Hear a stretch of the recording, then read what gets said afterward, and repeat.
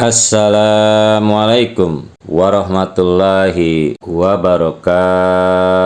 Jumpa lagi para pendengar Pelita Ilahi yang dianugerahi kasih sayang ilahi dalam Tafakkur Pelita Ilahi berkenaan dengan salawat Nabi Muhammad Mustafa Sallallahu Alaihi Wasallam. Ada dan banyak pertanyaan-pertanyaan timbul mengenai mengapa kita harus mengucapkan salawat bagi Nabi Muhammad Mustafa Sallallahu Alaihi Wasallam dalam setiap hari kita, dalam setiap sholat kita, dan dalam doa-doa kita. Padahal bukankah Rasulullah Sallallahu Alaihi Wasallam ini sudah pasti dijamin masuk surga oleh ilahi. Sebenarnya salawat itu bukanlah suatu permohonan agar kita dapat masuk surga. Dan juga ucapan salawat ini tidak hanya dilakukan oleh manusia, akan tetapi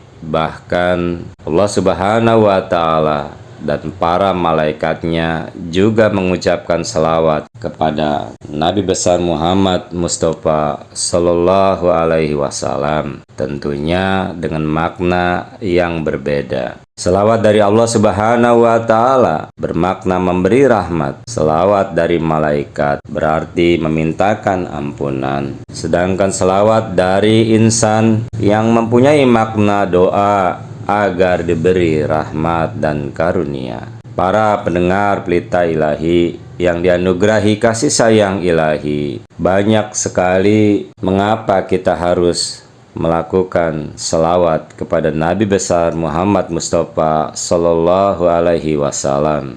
Dalam kesempatan kali ini, 4 alasan akan disampaikan. Pertama, berselawat merupakan perintah ilahi. Di dalam surah Al-Ahzab surat 33 ayat 56, Allah Ta'ala telah berfirman yang artinya, sesungguhnya Allah dan malaikat-malaikatnya berselawat untuk Nabi. Hai orang-orang yang beriman, berselawatlah kamu untuk Nabi dan ucapkanlah salam penghormatan kepadanya. Yang kedua, berselawat adalah salah satu cara untuk menanamkan rasa cinta terhadap Nabi Muhammad Mustafa Sallallahu Alaihi Wasallam. Tidak diragukan lagi, rasa cinta akan membuat seseorang rela berkorban dalam menuruti perkataan orang yang dicintainya. Saya ulangi, tidak diragukan lagi, yakni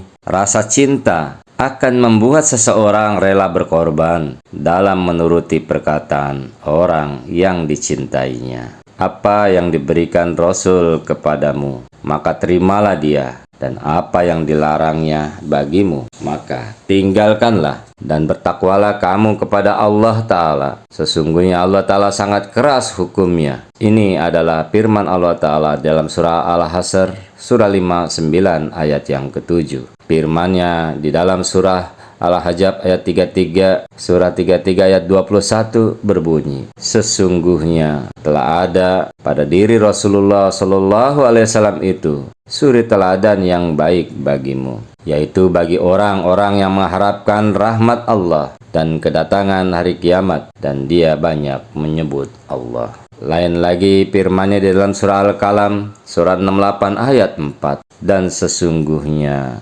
kamu, yaitu Nabi besar Muhammad Mustafa SAW, benar-benar berbudi pekerti yang agung. Yang ketiga, berselawat akan menyebabkan malaikat mendoakan kita. Sebagaimana di dalam hadis, Rasulullah SAW bersabda, siapa yang berdoa untuk orang lain, maka para malaikat akan mendoakannya dengan doa yang serupa. Yang keempat, berselawat merupakan ungkapan rasa terima kasih kepada Nabi Muhammad Sallallahu Alaihi Wasallam. Bukankah kita patut berterima kasih kepada Rasulullah Sallallahu Alaihi Wasallam yang telah berjuang dengan penuh penderitaan dan kegigihan untuk menyampaikan risalah Allah Ta'ala kepada kita, yaitu agar kita dapat berbahagia di dunia dan di akhirat. Sebagaimana dua firman Allah Ta'ala Yang pertama di dalam surah At-Taubah surah 9 ayat 128 yang berbunyi artinya, sesungguhnya telah datang kepadamu seorang rasul dari kaummu sendiri. Berat terasa olehnya penderitaanmu, sangat menginginkan keimanan dan keselamatan bagimu. Amat belas kasihan lagi penyayang terhadap orang-orang mukmin. Dan di dalam surah Al-Ahzab surah 22 ayat 38 Allah Ta'ala telah berfirman, dan sesungguhnya Allah itu tidak menyukai orang-orang yang berkhianat dan tidak berterima kasih. Para pendengar Pelita Ilahi yang dianugerahi kasih sayang ilahi,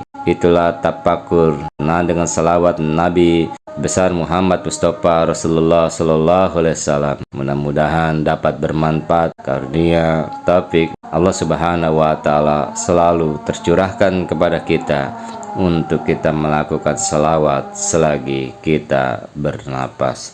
Allahumma amin. Wassalamu ala manittaba'al huda wa akhirud da'wana anil hamdulillahi rabbil alamin. Assalamualaikum warahmatullahi wabarakatuh.